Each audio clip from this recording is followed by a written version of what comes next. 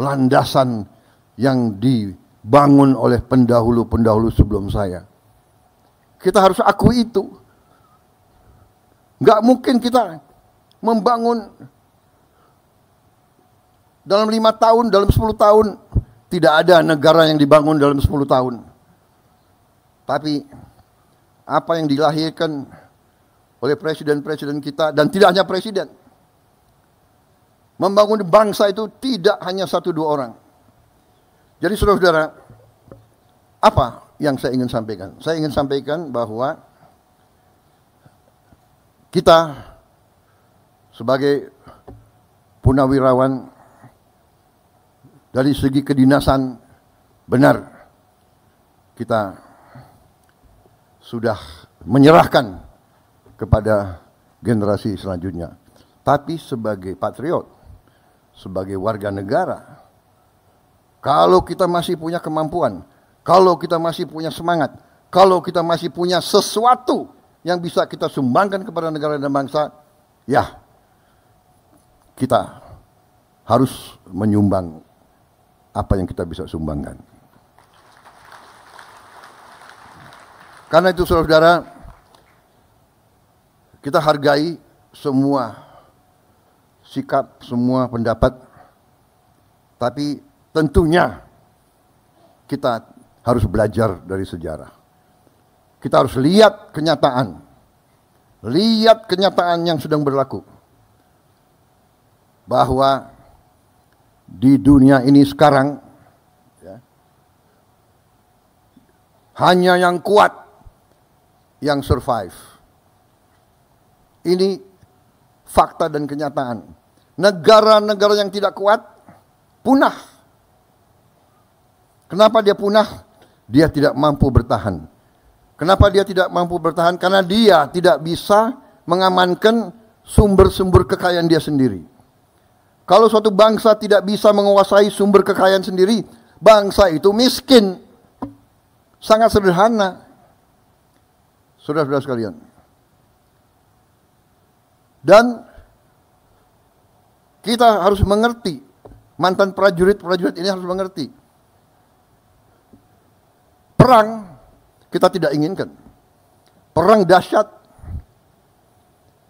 Tapi kadang-kadang kita dipaksa untuk perang. Kita dipaksa. Kalau kita tidak berani ambil keputusan untuk perang, tidak kita merdeka. Karena Belanda tidak mau memberi kemerdekaan kepada kita. Sama sekarang. Kita lihat apa yang terjadi di dunia ini. Yang kuat akan memaksa yang lemah. Karena itu saudara-saudara, saya sampaikan di mana-mana, kita harus sadar bahwa Indonesia selalu akan diganggu dan sedang diganggu. Kita tidak mau ganggu bangsa lain, tapi bangsa lain mengganggu kita. Kenapa? Karena kita kaya. Kita punya nikel terbesar di dunia. Kita punya boksit ke-6 terbesar di dunia. Kelapa sawit kita terbesar di dunia. Jangan kita anggap enteng kelapa sawit. Kelapa sawit sekarang sudah menjadi komoditas kritis, strategis.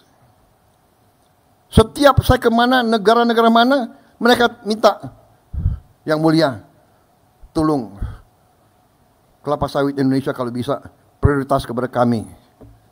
Mesir, Pakistan, India, bahkan Eropa. Ternyata dari kelapa sawit ada 65 atau 67 produk. Di antaranya kita bisa bikin BBM dari kelapa sawit. Negara kita sesungguhnya tidak perlu import BBM sama sekali dari manapun. Dan kita harus tahu, kita import BBM hampir 40 miliar dolar satu tahun. Padahal kita sebenarnya tidak perlu import. Dan saya dalam pemerintahan yang saya pimpin, saya bertekad bahwa Indonesia dalam 5 tahun akan datang harus swasembada BBM, harus swasembada energi. Dan nanti ada yang bertanya, apa bisa? Gitu. Harus bisa. Nah ini semangat yang ditanamkan oleh Angkatan 45, semangat tidak mengenal menyerah, harus bisa. Merdeka atau mati. Berdiri di atas kaki kita sendiri. Kita tidak mau jadi kacungnya bangsa lain. Kalau yang mau silakan, saya tidak mau.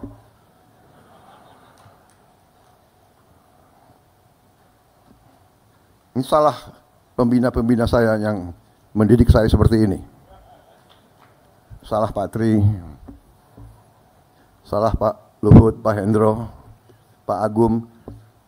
Ini abang-abang yang beri contoh, yang menanamkan kepada kita semangat itu.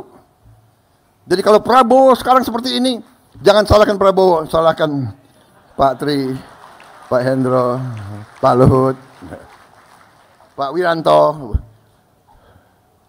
Iya kan?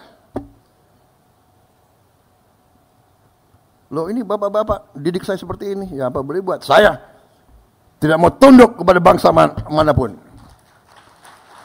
Kekayaan Indonesia harus di tangan bangsa Indonesia. Dan Angkatan 45 telah memberi senjata pamungkas yang luar biasa, yaitu Undang-Undang Dasar 1945.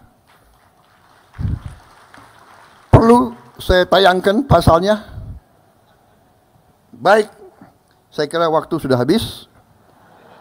Ya, sebelum saya diusir, saya tutup dengan satu slide. Saudara-saudara, salah satu program kita nanti